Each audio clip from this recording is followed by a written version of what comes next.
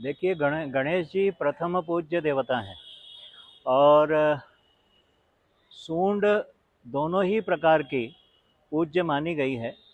विशेष करके जो गृहस्थ व्यक्ति हैं, दोनों सूंड का अपना अपना महत्व है। किनको उनकी पूजा करना चाहिए, किस प्रकार से पूजा करना चाहिए और उनमें किन विधियों का पालन करना चाहिए, किन बातों का विशेष ध्यान रखना चाहिए, ऐसा हमारा पूरा धर्मशास्त्रों में और पुराण आदि साहित्य में इसका विशद वर्णन मिलता है। विशेष करके जो गृहस्थ लोग हैं, उन्हें गणपति जी की सूंड, बाएं हाथ वाले गणपति जी की सूंड का पूजन करना चाहिए। इन्हें वक्रतुंड भी कहा गया है और ये गणपति सिद्ध विनायक भी कहे जाते हैं, क्योंकि जो बाएं हाथ की सूंड है उसमें बहुत अधिक विधि विधान या नियमों के पालन की आवश्यकता उस ढंग की नहीं होती है जैसी सीधे गणपति की होती है। और मनोकामना को पूर्ण करने की दृष्टि से, सुरक्षा की दृष्टि से और हर तरह से सुरक्षित जो पूजन विधि है वो बाएं हाथ वाले गणपति की पूजा में रहती है। गणपति की जो दाहिने हाथ वाली पूजा पद्धति है उसमें ये विशेष होता है कि वो तंत्र मार्ग के जो साधक होते हैं, आगम शास्त्र के, वो परंपरा के गणपति होते हैं। उसमें जैसे कोई 10 महाविद्याओं में गणपति की आराधना करने वाले जो साधक हैं, उन्हें सिद्ध विनायक की उपासना करनी पड़ती है, अर्थात सीधे तरफ जिनकी सूंड होती है उनका विधि विधान और पूजा और अर्चा पद्धति थोड़ी भिन्न है और उसमें दीक्षित साधक ही प्रवेश कर सकते हैं उस पूजा विधि में। इसलिए उसका हमें विशेष रूप से ध्यान रखना चाहिए। और जिनके परंपरा में, परिवार में सीधे गणपति, सूंड वाले गणपति की पूजा होती आई है, तो उन्हें परंपरा का भी अनुगमन करना चाहिए, क्योंकि यदि उस परिवार में सीधे हाथ की सूंड वाले गणपति की पूजा का विधान है तो वहाँ पर उनकी पूजा पद्धति भी प्रचलित है। इसलिए इसमें बहुत कुछ स्पष्ट है शास्त्रों की दृष्टि से।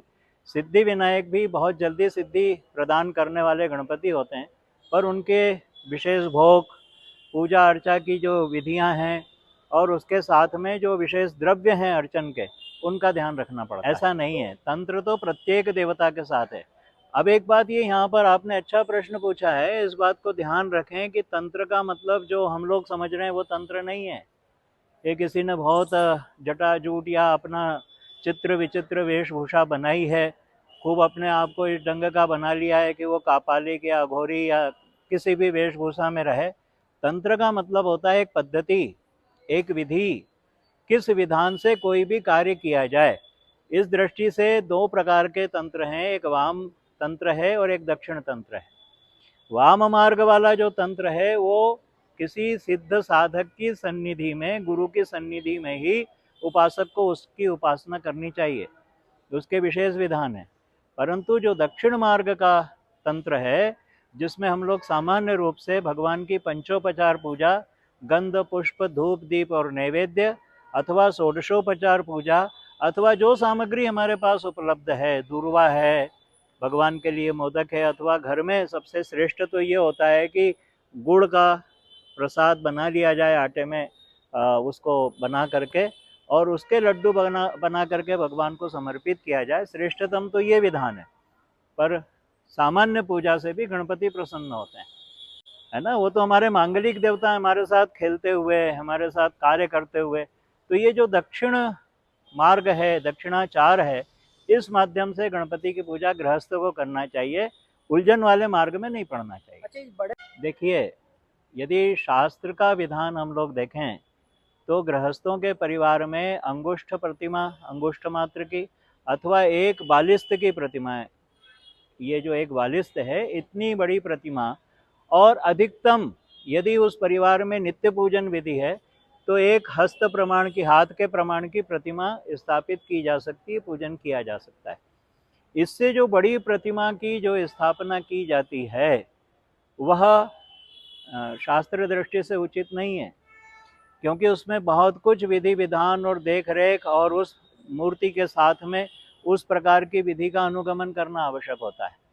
तो वो विशेष किसी परिस्थिति में अथवा कोई विशेष देवालय की दृष्टि से यदि वो विचार किया गया है तो उसके स्थापना के, पूजन के, प्रतिष्ठा के अलग विधान है। पर अधिकतम 2 फीट से अधिक की मूर्ति हमारे यहाँ पर वर्णित नहीं है। ये जो बड़ी बड़ी मूर्तियाँ होती हैं उसमें जैसे मान लीजिए कि किसी ने 21 फीट की रखी है, किसी ने 10 फीट की रखी है, 11 फीट की रखी है, ऐसी जो प्रतिमाएं रखते हैं उनके विधान और भगवान की जो पूजन सामग्री और तदनुरूप उसकी व्यवस्था होनी जरूरी है। और यदि हम व्यवस्था नहीं कर सकते हैं तो वैसे ही मूर्ति की स्थापना नहीं हो सकती। अब रही कि हम लोग जो पांडालों में उत्सव के रूप में मनाते हैं, तो ये हमारा गणेश उत्सव पारंपरिक है। पार्थिव गणेश की स्थापना होना चाहिए और इसमें ध्यान ये रखना जरूरी है कि हम गोबर की अथवा मिट्टी की अथवा जो प्राकृतिक पदार्थ हैं उनसे बनी हुई गणेश जी की प्रतिमा की पूजा करें, स्थापना करें। और मूर्ति का प्रमाण जितना छोटा रखेंगे उतना उचित होगा और उत्सव के रूप में मनाएं। उत्सव महत्वपूर्ण है। गणेश जी की आराधना प्रतिदिन दोनों समय पर हो, कम से कम दोनों समय भगवान को भोग लगे और सात्विक रूप से भगवान के सामने हम जो भी उत्सव आदि का प्रदर्शन करते हैं वो किया जाना चाहिए और उसमें सब लोगों को जोड़ा जाना चाहिए, क्योंकि गणपति सभी समाज के देवता हैं। तो सारा समाज जुड़े, सब लोग मिल करके उस उत्सव को मनाए, ये उसका मूल उद्देश्य है। इसलिए हम लोग पांडाल में भी इन चीज़ों का ध्यान रखते हुए पूजन संपन्न करें।